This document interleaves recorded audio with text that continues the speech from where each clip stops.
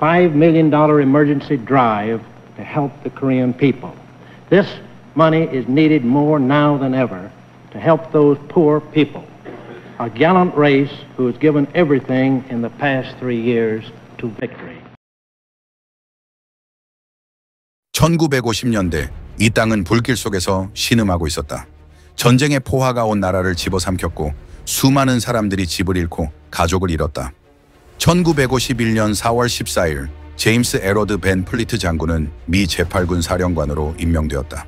그는 한국 전쟁이 한창 진행 중이던 한반도로 즉시 부임하였고 지휘권을 잡은 지 얼마 지나지 않아 한국 전쟁 최악의 패배로 기록된 현리 전투가 발생했다. 국군 3군단이 괴멸적인 패배를 당한 이 전투 이후 벤 플리트 장군은 국군의 전력을 재정비하기 위해 한국군 3군단을 해체하는 과감한 결정을 내린다. 그러나 그가 한반도에서 수행한 가장 중요한 결정은 전쟁의 판도를 바꾼 화력 운용 방식의 변화였다. 당시 중국 인민지원군은 막대한 병력을 동원한 인해 전술로 압박을 가했다. 한정된 병력으로 맞서야 했던 미군과 국군에게 있어 중공군의 물량 공세는 가장 큰 위협이었다. 이에 대응하기 위해 벤 플리트 장군은 기존의 제한된 화력 운용 방침을 과감히 변경했다. 그가 내린 결정은 Van Fleet Day of Fire이라 불리는 전략이다. 포탄 사용량을 무제한으로 허용하라. 포병 지원을 대폭 확대하여 중공군이 접근조차 하지 못하도록 만들어라. 그는 화력 운용을 극대화하여 적군이 접근하기도 전에 초토화시키는 방식으로 인해 전술을 무력화시켰다. 그가 이 전략을 실행한 결과 중공군은 기존의 물량 공세를 더 이상 유지할 수 없게 되었고 보병 중심의 기동전에서 야간 고지전이라는 새로운 전술로 변화할 수밖에 없었다. 그러나 미국 의회에서는 벤 플리트 장군이 지나치게 많은 포탄을 사용한다며 조사해야 한다는 의견을 내놓았다.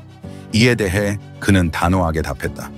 의원들 보고 여기 와서 정훈의 시체랑 포로들 좀 보라고 해. 오지 않을 거면 탄약 소모 같은 말은 꺼내지도 말라고 해. 이러한 연설과 현장 지침은 단순한 사기 진작을 넘어 기계화 부대와 보병의 협동작전 체계를 정립하는 이론적 토대가 되었다. 전쟁이 끝난 후 한국은 경제적으로 심각한 어려움을 겪고 있었다. 국토는 폐허가 되었고 생산시설은 파괴되었으며 국민들은 생계를 유지하기조차 힘든 상태였다. 1957년 한미우호협회 코리아 소사이티 창립 연설에서 그는 한국의 산업화는 자유진영의 경제적 모범이 될 것이라 선언하며 미국 기업의 투자를 촉구했다.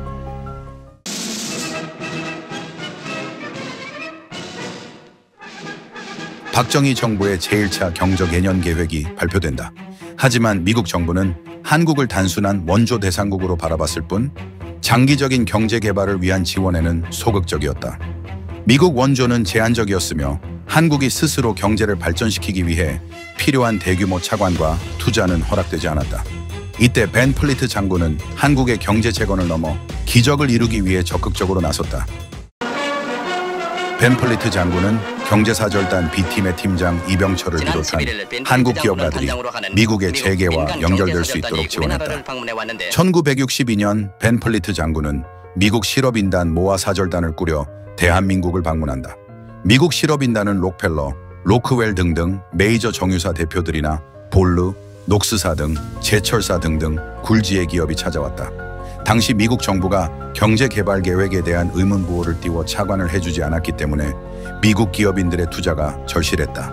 즉 이 실업인단을 설득하지 못하면 울산공단은 없었고 대한민국의 경제개발 또한 없었다. 하지만 그들이 울산에서 본 것은 보리가 자라는 벌판이었다.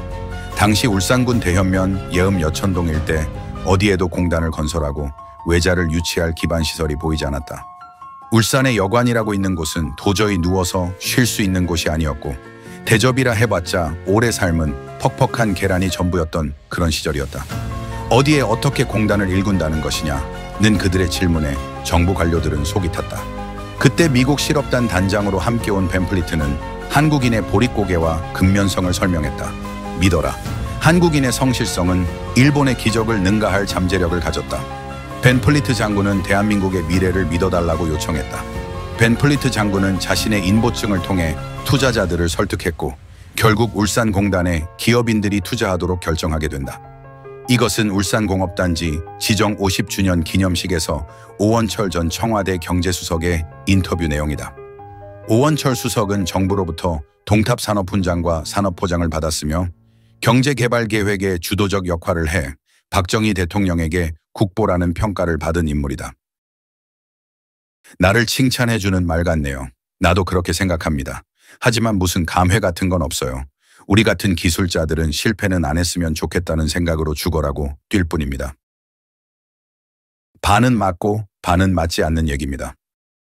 1961년 혁명이 일어나기 전 민주당 정권 때부터 부정축제 기업인들에 대한 단죄가 시작됐습니다. 혁명 정부가 그들을 구속까지 하면서 조였지만 돈을 쌓아놓고 있는 기업인들은 없었습니다. 그래도 공장을 경영해 본 경험이 있는 사람은 그 사람들밖에 없었어요. 경제개발은 혁명 공약이었고 그래서 부정축제자로 지목된 기업인들에게 경제개발 계획을 설명하고 선택하라고 했습니다. 감옥에 가든지 경제개발을 돕든지 말입니다. 벤플리트 장군입니다. 풀려난 부정축제 기업인들은 혁명정부의 경제개발 계획에 적극 협력하기로 하고 경제재건 촉진회를 만들었습니다. 부정축제자들이 모여 협회를 만든다고 하면 꼴사 나오니까 부정축제 하지 않은 사람까지 합쳐서 만든 거죠. 그게 지금의 정영련입니다. 여하튼 그 사람들을 미국, 유럽으로 시차를 보냈는데 그때 미국 내 공장 시설을 둘러볼 수 있도록 도와준 사람이 바로 벤플리트 장군입니다. 벤플리트 장군은 미국 안에서 혁명을 지지한 유일한 인물입니다. 그 양반이 발벗고 나섰지만 미국 사람들은 당신들이 가져온 건 기계들을 사기 위한 쇼핑 리스트일 뿐이지 경제개발 계획서가 아니다라며 고개를 가로저었습니다. 그러고는 공장은 어디에 지을 것인가? 정이나 물, 항만이나 교통시설은 어떤가? 라고 묻는데 우리는 아무런 대답도 할 수 없었습니다. 그래서 우리가 모든 걸 준비해놓고 연락할 테니 한 번만 와달라고 했죠. 그리고 돌아와서 부랴부랴 울산공업지구 기공식을 한 겁니다. 그러니까 미국에서 벤플리트 사절단을 유치하기 위해 급히 만든 것이 울산공업단지입니다. 1965년 벤플리트 장군은 한미 정상회담에서 한국에 1억 5천만 달러의 차관을 지급하도록 설득했다. 이 차관이 없었다면 대한민국의 경제개발은 계획만으로 끝날 가능성이 높았다. 하지만 벤플리트 장군의 노력 덕분에 한국은 산업화를 시작할 수 있었고 경제 자립의 발판을 마련할 수 있었다. 그는 단순히 원조를 제공한 것이 아니라 한국이 스스로 성장할 수 있도록 현실적인 지원을 아끼지 않았다. 그가 없었다면 한국의 지금 같은 경제 성장은 꿈 같은 얘기가 되었을지도 모른다. 대한민국은 일어서기 위해 죽을 각오로 움직였으며 벤플리트 장군은 대한민국을 믿고 든든한 가교 역할을 한 것이다.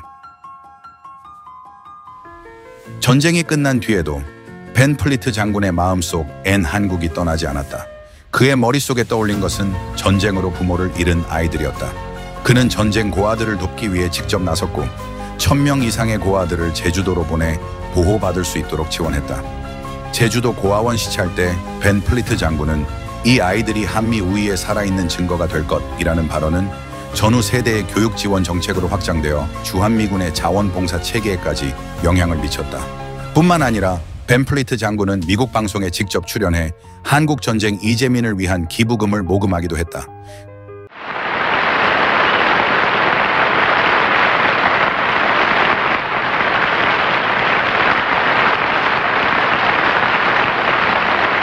That's great. One of the heroes of the Korean battlefields here with us on Armistice Night is a fine thing indeed.